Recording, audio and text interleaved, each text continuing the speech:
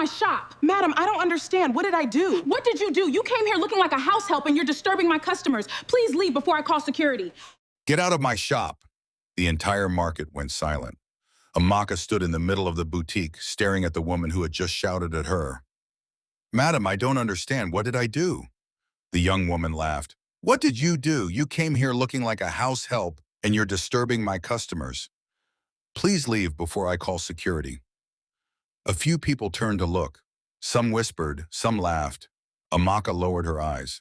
She didn't argue. She simply smiled.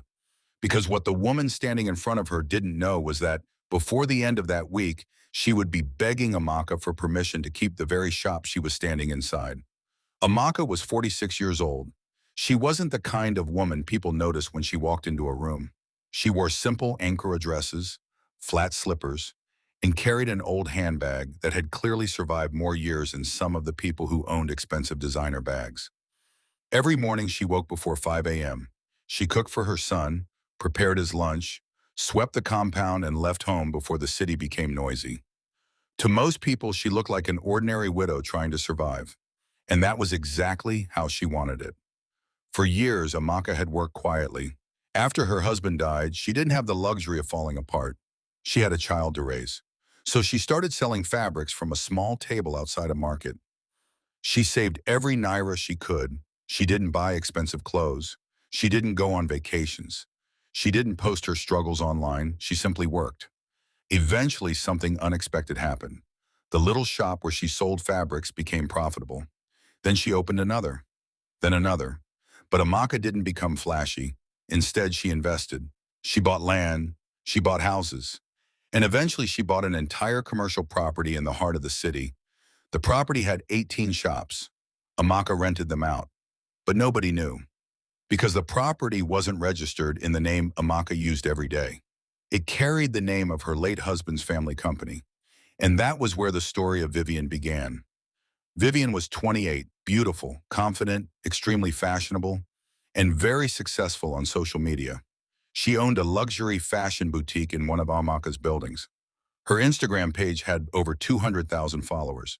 She posted designer clothes, expensive restaurants, vacations, and motivational quotes. Her favorite sentence was, "Never let broke people give you advice." She said it so often that her followers started repeating it, and Vivian believed it. She believed money made people important. She believed appearance was everything. And unfortunately, she believed Amaka was poor. Every morning, Amaka passed Vivian's shop on her way to inspect the property. Vivian would barely acknowledge her. Sometimes she would even complain. "Madam, please don't stand around here. You're making the place look somehow." Amaka would smile. "Okay, my daughter." She never argued. One afternoon, Amaka entered Vivian's shop. She was wearing an old Ankara dress and carrying a nylon bag containing vegetables she had bought from the market. Vivian was attending to a customer. She looked at Amaka from head to toe. "Can I help you?" "I came to check the leaking roof." Vivian rolled her eyes. "Madam, I'm busy. The roof above your fitting room is leaking." "Then tell the caretaker." "I am the one who manages the property." Vivian laughed. "You?" Amaka nodded. "Yes." Vivian laughed even harder. "Please don't make me laugh. You're managing property?" The customer beside her smiled awkwardly. Amaka simply turned around and left. She didn't know that Vivian pulled out her phone the moment she left. She recorded herself laughing. "Guys, you people need to see what happened today." She told her followers about the old woman pretending to be a property manager. Her followers laughed. Thousands of comments appeared. Some people need to know their level. "Madam should rest." "Imagine, Madi." Vivian laughed. But she didn't know that someone else was watching. The caretaker, he saw the video and immediately called Amaka. "Madam, Vivian has posted something about you." Amaka sighed. "Leave her." "Should I warn her?" "No." "Are you sure?" "Yes." Because Amaka had learned something during the years she spent building her life. You don't answer every insult. Sometimes you simply wait. 3 months later, Vivian stopped paying rent.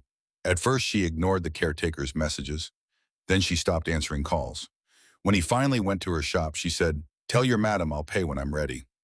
The caretaker called Amaka. "Madam, what should we do?"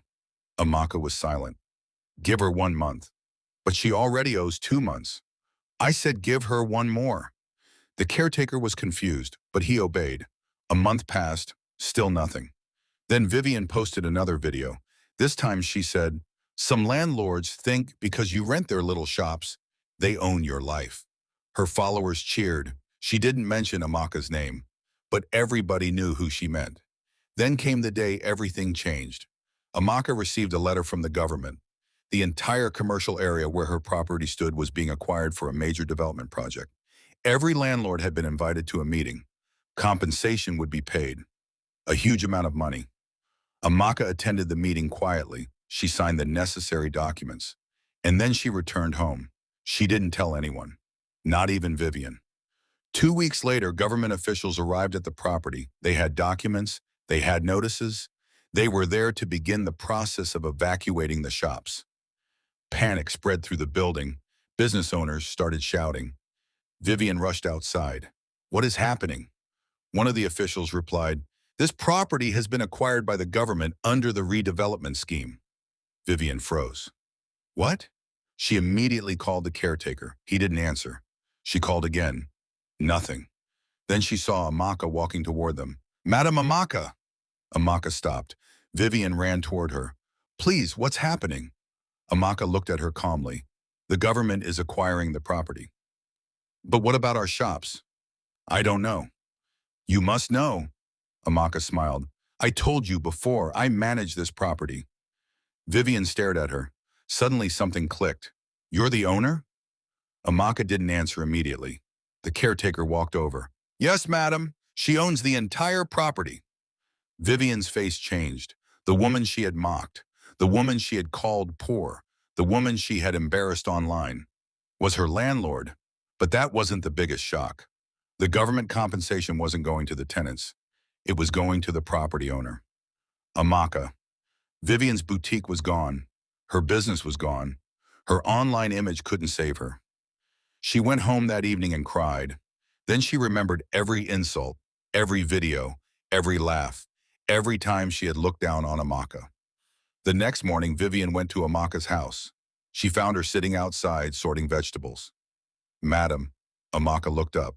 Vivian. Vivian swallowed hard. I came to apologize. Amaka nodded. For what? For everything.